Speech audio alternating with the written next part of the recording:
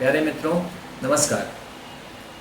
आज हम फिर से आपके सामने उपस्थित हैं एक बहुत ही विशेष टॉपिक पर बात करने के लिए, और वो टॉपिक है राहु और सूर्य का कॉम्बिनेशन, यानी राहु और सूर्य की युति। देखिए, राहु और सूर्य दोनों ही अपने आप में विशेष ग्रह हैं, और नवग्रह ही अपने आप में, हर ग्रह, नवग्रहों में हर ग्रह अपनी विशेष महत्व रखता है। पर जब राहु और सूर्य की युति की हम बात करते हैं तो इसका एक विशेष प्रभाव और एक विशेष हमारे मन में भावनाएं और विचार उत्पन्न होने लगते हैं, क्योंकि हमने अक्सर सुन रखा है कि राहु और सूर्य जब भी मिलते हैं तो ये एक ग्रहण योग के नाम से हम इसे जानते हैं। हम कहते हैं कि सूर्य जो है वो राहु से ग्रसित है, या राहु ने सूर्य को ग्रहण लगा रखा है। तो राहु और सूर्य का जो कॉम्बिनेशन है, जो युति है, उसे हम अक्सर ग्रहण योग के नाम से जानते हैं। और इस बात को लेकर हमारे मन में बहुत सारी दुविधा और बहुत सारे प्रश्न और बहुत सारा डर भी भरा हुआ है, क्योंकि इसे हम पितृदोष के रूप में भी जानते हैं। ठीक है, पर सबसे पहली बात हम आपको ये बताना चाहेंगे कि राहु और सूर्य मिलके हमेशा पितृदोष का निर्माण नहीं करते हैं। इसके बारे में हम फिर कभी चर्चा करेंगे। पर आज हम जिस विषय पर बात करने आए हैं, उपस्थित हुए हैं, वो है कि राहु और सूर्य अगर एक साथ किसी भी कुंडली के 12 ग्रहों में से, किसी भी 12 घरों में से किसी भी घर में अगर युति बनाते हैं, अपनी एक साथ बैठते हैं, तो उसका क्या परिणाम होता है। सबसे पहले आपको ये समझ लेना होगा कि राहु जो है वो जहाँ भी बैठता है, जिस घर में भी बैठता है, उस घर के प्रभाव को बहुत ज़्यादा बढ़ा देता है। क्यों बढ़ा देता है? उसका एक पहला सबसे बड़ा कारण ये होता है, कारण तो बहुत से होते हैं और हो सकते हैं, पर पहला सबसे बड़ा कारण ये होता है कि राहु जो राहु कहाँ से आया, कैसे आया, उसकी अगर हम बात करते हैं तो राहु एक धड़ है। मतलब एक किसी व्यक्ति का धड़ जो है, मतलब किसी शरीर का जो धड़ का हिस्सा है, गर्दन के नीचे का हिस्सा है, वह है राहु, और गर्दन के ऊपर का जो हिस्सा है वह है केतु। अक्सर हम आपने देखे होंगे, बहुत सारे वीडियो देखे होंगे, बहुत सारे लोगों की बातें सुनी होंगी, बहुत बड़े बड़े ज्योतिषाचार्यों की आपने बातें सुनी होंगी, जो जस्ट इसका उल्टा बताते हैं कि राहु सिर है और केतु धड़ है। पर मैं आपको उदाहरण सहित बताऊंगा, अगले किसी वीडियो में इसके बारे में एक वीडियो बनाऊंगा और आपको उदाहरण सहित और पूरे प्रमाण के साथ ये बात बताऊंगा कि राहु किस तरह से धड़ है, कैसे धड़ है, कहाँ उसको धड़ बताया गया है। तो राहु धड़ है। आप इसको ऐसा समझें कि अगर किसी व्यक्ति के सिर नहीं है, दिमाग ना हो, आंखें ना हो, कान ना हो, तो वो क्या करेगा? उसे किसी चीज़ का अंदाजा नहीं रहेगा कि हमें क्या करना है। तो राहु जहाँ भी बैठता है, चूँकि वह एक धड़ है, उसके सिर नहीं है, मुख नहीं है, तो सोच नहीं सकता, देख नहीं सकता, तो जो कुछ भी देता है वो अंधाधुंध देता है, बहुत ज़्यादा विस्तार करके देता है, बहुत ज़्यादा बढ़ा देता है। तो जहाँ भी राहु बैठता है उस घर के प्रभाव को बढ़ा देता है। और जब उसके साथ सूर्य आ जाता है तो निश्चित तौर पर ये एक ग्रहण ग्रहण योग है राहु और सूर्य का कॉम्बिनेशन। तो सूर्य कहीं ना कहीं, हमारा सूर्य जो है वो प्रभावित होता है। वहाँ पर बहुत ही आसान शब्दों में समझे कि राहु सूर्य को दबा देता है, सूर्य के प्रभावों को नष्ट कर देता है, या प्रभावहीन कर देता है, या कम कर देता है।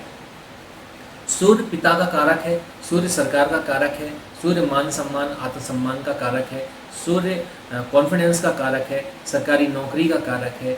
ठीक है, और बहुत ही ज़्यादा बड़ी चीज़ों के लिए जो है वो सूर्य को देखा जाता है। जो जिन चीज़ों का सूर्य कारक है, सूर्य हृदय का भी कारक है, हृदय से संबंधित चीज़ों को भी सूर्य से ही देखा जाता है।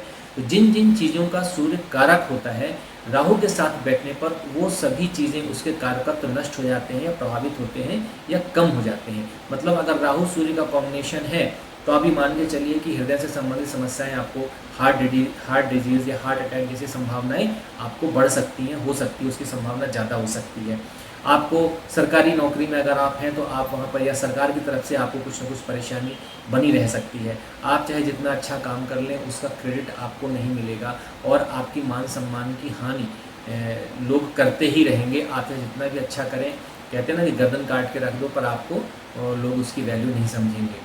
तो ये सारी चीज़ें राहु और सूर्य के साथ प्रभावित होती हैं। सबसे बड़ी बात जो हम आपको बताना चाहते हैं इस राहु सूर्य के कॉम्बिनेशन की, वो ये है कि सूर्य जो है वो पिता का भी कारक होता है। ठीक है, तो पिता का कारक होने के कारण जिस व्यक्ति की, जिस जातक की कुंडली में, आप अपनी कुंडलियाँ उठा के देखिए, अगर राहु सूर्य का कॉम्बिनेशन बन रहा है तो आप ये देखिए कि सूर्य पिता का कारक होने के कारण अगर राहु के साथ युति बनाता है तो ऐसे जातक की अपने पिता के साथ बिल्कुल भी पटरी नहीं खाएगी, बिल्कुल पटेगा नहीं, आपस में संबंध अच्छे नहीं होंगे और पिता पुत्र की आपस में हमेशा लड़ाई झगड़े मनमुटाव रहेगा, विचार अलग अलग रहेंगे और विचारों का टकराव हमेशा होता रहेगा। और ये सबसे ज़्यादा उस वक्त होगा जब पिता और पुत्र एक साथ एक ही घर में रहेंगे, यानी एक ही साथ रहेंगे। तो इस चीज़ की सबसे बड़ी जो रेमेडी है, उपचार जो है कि क्या करें, वो ये है कि अगर किसी भी व्यक्ति की कुंडली में राहु और सूर्य एक साथ हैं और निश्चित तौर पर उसका परिणाम ये होगा कि पिता और पुत्र या उस व्यक्ति के या लड़का हो या लड़की उसके अपने पिता के साथ संबंध बहुत ज़्यादा खराब हो जाएंगे, बहुत ज़्यादा खराब हो जाएंगे। हमेशा नहीं होगा ये तब होगा जब पिता पुत्र आमने सामने होंगे या जो भी व्यक्ति अपने पिता के साथ आज सामने होगा, बातें होंगी, उनसे बातें होंगी, उनके साथ रहोगे आप। तो इसकी सबसे बड़ी रेमेडी है कि आप उनसे दूर रहो। मतलब अगर आपकी कुंडली में ये योग बनता है, राहु सूर्य की युति बनती है, तो सबसे बड़ा उपाय ये है कि आप अलग रहें। अगर आपके पुत्र की कुंडली में ये योग है तो आप शुरू जैसे ही बच्चा बड़ा हो तो आप उसे अपने से थोड़ा सा अलग करके मतलब दूर रहे, अलग घर में रहे या थोड़ा कहीं दूर रहे। तो ये समस्याएं जो हों पिता पुत्र या जातक और उस व्यक्ति के पिता के बीच में जो भी समस्याएं आएंगी वो समस्याएं नहीं होंगी। मतलब अगर दूर हैं तो हम साथ साथ हैं, हम एक हैं, हमें आपस में बड़ा प्यार है। पर जैसे ही आप एक दूसरे के सामने आएंगे, जैसे ही आप एक दूसरे से संवाद स्थापित करेंगे, यानी बातें करेंगे, किसी चीज़ पर आप अपनी राय देंगे या राय नहीं भी लेते हैं, कोई भी आप काम करते हैं, तो उन दोनों के विचारों में आपस में टकराव होना ही होना है। और अगर यही कॉम्बिनेशन छठवें घर में बन गया तो आपको हार्ट डिजीज़ से संबंधित हार्ट डिजीज़ हो सकती है, हृदय रोग हो सकता है या किसी प्रकार की समस्याएं और मानहानि होना।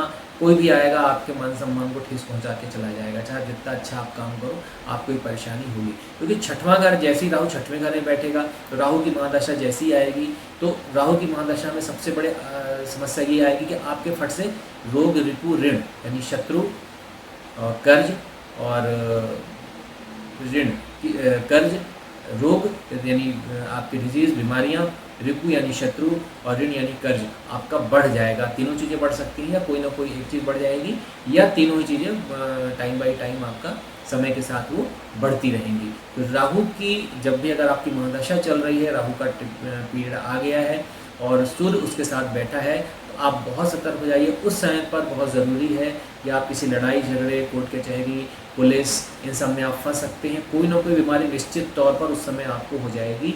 और अगर साथ में मंगल है तब तो ऐसा व्यक्ति बहुत ज़्यादा गुस्से वाला भी हो जाएगा। तो हमने कहा ना, राहु जहाँ बैठता है उस चीज़ को बढ़ा देता है। तो राहु जो है इस प्रकार के गुस्से को अचानक से बढ़ा देगा। जैसे अगर किसी कुंडली में कॉम्बिनेशन है राहु सूर्य मंगल, तो पिता पुत्र का सामना जहाँ भी होगा, आपस में जब भी कोई बातें होंगी, कुछ विचारों का आदान प्रदान होगा, कोई काम एक दूसरे के सामने करेंगे कि अचानक से बहुत हाइपर हो जाएंगे दोनों लोग, या खासकर जिस व्यक्ति कुंडली में योग बनता है वो बहुत ज़्यादा हाइपर हो जाएगा। तो पिता के साथ संबंध अवश्य ही खराब होंगे। और राहु की महादशा में कोई ना कोई बीमारी, कोई लंबी बीमारी, ऐसी बीमारी जो पता ना चले और बहुत घातक आपके लिए साबित हो जाए, इस टाइप की बीमारियां अवश्य ही होंगी। पुलिस, कोर्ट कचहरी, लड़ाई झगड़े अवश्य होंगे। आप अपनी कुंडली उठा के देखिए, अगर आपकी कुंडली में भी योग बनता है तो हमने आपको रेमेडी बता ही दी है कि आप थोड़ा सा अपने पिता के साथ थोड़ा सा अलग हो जाएं। आप किसी सरकार से संबंधित लोगों यानी सरकारी कर्मचारियों से संबंधित या लोगों से बात करने में, उनसे मिलते जाते समय, या कोई सरकारी काम है तो आप बहुत सावधानी बरतें।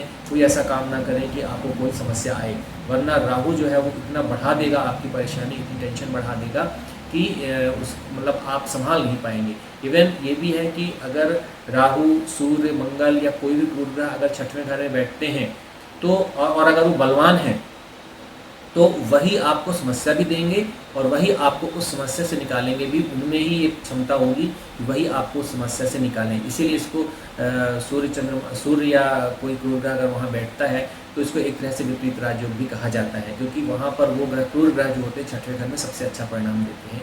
उसका रीज़न यही है। पर अच्छा परिणाम होने का मतलब ये बिल्कुल नहीं है कि आप परेशानी में नहीं फंसेंगे। आप पहले परेशानी में फंसेंगे, फिर वही ग्रह आपको उस परेशानी से निकालेंगे भी।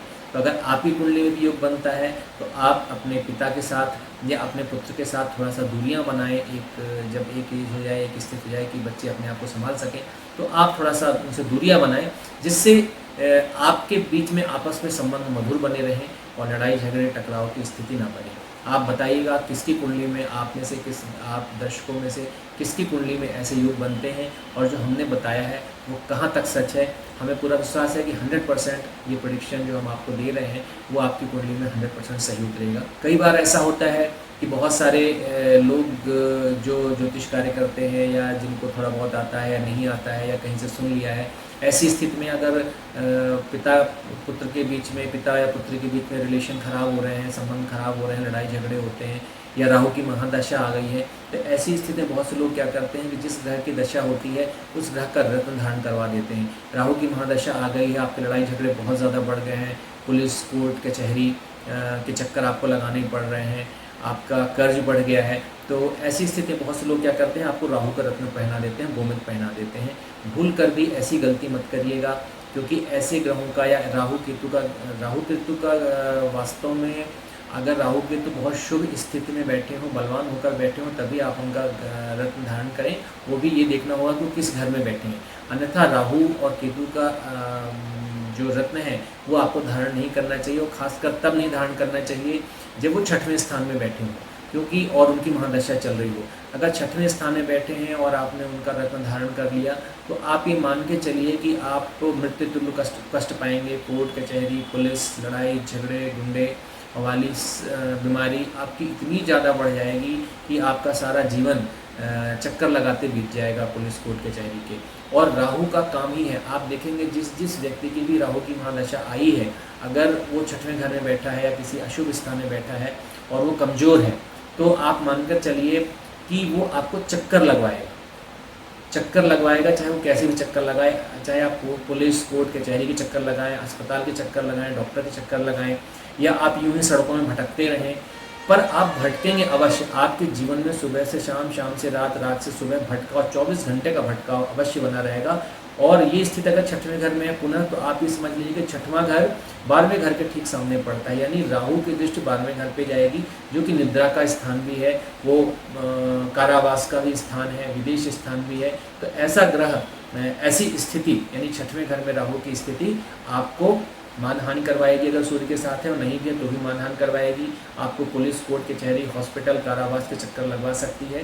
और वो निद्रा स्थान भी है, शयन नींद का भी स्थान है, तो आपको नींद न आने की प्रॉब्लम होगी। आप रात भर जागते रहेंगे, कारण कुछ भी हो पर आपको नींद नहीं आएगी, राहु आपको सोने नहीं देगा। कोई भी पूर्व अगर 6वें घर में बैठता है और द्वादश स्थान में उसकी दृष्टि जाती है, यानी 12वें कुंडली के 12वें स्थान में उसकी दृष्टि जाती है, तो जब तक नींद न आने की समस्या से बहुत ज़्यादा पीड़ित रहता है, वो सो नहीं पाता है, उसको नींद नहीं आएगी। और जैसे ही राहु की महादशा जाएगी, आप पुनः धीरे धीरे करके एक नॉर्मल स्टेज में आ जाएंगे, आपको नींद अच्छी आने लगेगी, आपकी सारी जो समस्याएं थी, कोर्ट कचहरी, लड़ाई झगड़े, वो सब धीरे धीरे आप देखेंगे कि समाप्त हो गए हैं या समाप्त होने जा रहे हैं। सब कुछ आपका आपस में जिन लोगों के साथ झगड़ा था, जो पुलिस कोर्ट कचहरी केस चला, धीरे धीरे करके शांत हो जाएंगे। रही बात बीमारी की, तो बीमारी एक बार आती है वो भी ठीक हो जाती है, पर कौन सी बीमारी देके राहु गए हैं, कैसी बीमारी देके गए हैं, तो वो डिपेंड करता है। तो ठीक वो भी हो जाएगी, क्योंकि यहाँ पर राहु 6वें घर में बैठे हैं। शत्रुहंता योग बनाते हैं। आपके शत्रुहंता का मतलब होता है, जैसे नॉर्मल आपको बताया जाता है कि शत्रुहंता यानी शत्रुओं का हनन करेगा, शत्रुओं का शमन करेगा, शत्रु आपसे डरेंगे, शत्रुओं को नाश कर देगा। पर शत्रुओं का नाश कब करेगा? जब आपके शत्रु होंगे। तो शत्रुहंता योग का जो लोग सुनकर खुश होते हैं कि हमारा राहु 6वें घर में है, या सूर्य 6वें घर में है, या मंगल 6वें घर में है, या शनि 6वें घर में है, तो हम ये शत्रुहंता योग बन गया, हमारे तो कोई शत्रु नहीं होगा या जो होगा। पर बात यह है कि शत्रु होगा तभी तो उसका हनन होगा, तभी तो उसका शत्रुहंता योग बनेगा। तो पहले यही ग्रह, यही राहु, यही शनि, यही मंगल, यही सूर्य पहले आपके शत्रु पैदा करेंगे, शत्रु बनाएंगे, शत्रुता होगी आपकी, और उसके बाद वो आप जो है उनका हनन करेंगे, यानी आप उनसे जीत जाएंगे, आप उनसे पार पा जाएंगे। तो शत्रुहंता योग सुनने में बहुत अच्छा लगता है, पर हम इसे बहुत अच्छा योग नहीं कहेंगे, क्योंकि पहले ये बीमारियां देगा, शत्रु देगा। बीमारी क्या है? वो भी शत्रु ही है, आपके शत्रु हैं, आपके शरीर को, आपके प्राणों को नष्ट कर रहे होते हैं। तो शत्रुहंता योग बहुत अच्छा योग हम नहीं कहेंगे कि बहुत अच्छा योग है, बस राहत की बात ये होती है कि अंत भला तो सब भला। तो इस प्रकार से राहु और सूर्य का जो युति है छठवें घर में या किसी भी घर में, उसको हम इस ढंग से देखेंगे। और इसमें और भी आगे देखेंगे, हमने इस विशेष तौर पर छठवें घर के से संबंधित बातें की हैं। पर अगर यही योग किसी और घर में भी बनता है तो उस घर से संबंधित समस्याएं भी पैदा होंगी और राहु वहाँ बैठ के उस चीज़ों से संबंधित चीज़ों को बढ़ा देंगे। जैसे अगर हम बात करें कि राहु सूर्य के साथ बैठा हुआ है छठवें घर में और साथ में मंगल भी है। मंगल क्या है? मंगल जो है आपका जोश है, आपकी हिम्मत है, आपका क्रोध है, ठीक है, आपकी ताकत है, आपकी शक्ति है।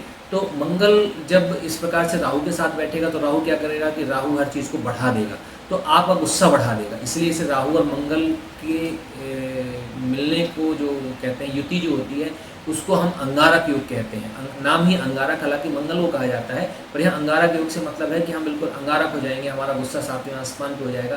तो जहाँ किसी से कोई ऐसी बात हुई नहीं कि आप राहु के प्रभाव के कारण जो है बहुत ज़्यादा आप गुस्से में आ जाएंगे। और मंगल क्या करता है? तुरंत एक्शन लेता है, विद इन सेकेंड वो तुरंत एक्शन ले लेता है, वो सोचता नहीं है उसमें, क्योंकि एक युवा ग्रह मंगल जो है एक युवा ग्रह है, सेनापति है, ग्रहों का सेनापति है मंगल।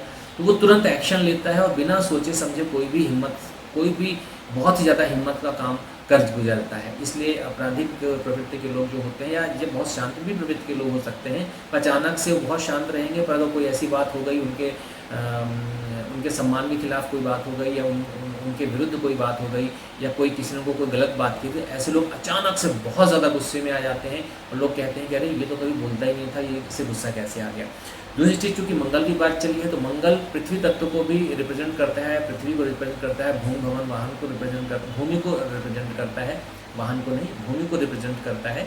तो अगर आपकी कुंडली में ऐसी स्थिति है कि राहु और मंगल साथ में बैठे हैं और विशेष तौर पर अगर छठवें घर में बैठे हैं, तो आप मान के चलिए कि जब भी आप कभी ज़मीन से संबंधित कोई कार्य करना चाहते हैं, कोई ज़मीन खरीदना चाहते हैं, बेचना चाहते हैं, कोई प्लॉट लेना चाहते हैं, घर लेना चाहते हैं, तो उसमें कोई ना कोई रुकावट या समस्या आ जाएगी। क्यों? क्योंकि राहु हर चीज़ को बढ़ाता है। हो सकता है कि यही कॉम्बिनेशन आपकी ज़मीन जायदाद को बढ़ा दे।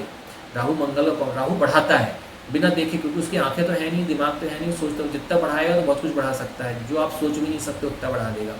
पर जब वो बढ़ाएगा तो आपको फंसाएगा, क्योंकि उसका काम ही है फंसाना। वो इतना बढ़ा देगा कि आपको उसी के कारण से समस्याएं होंगी।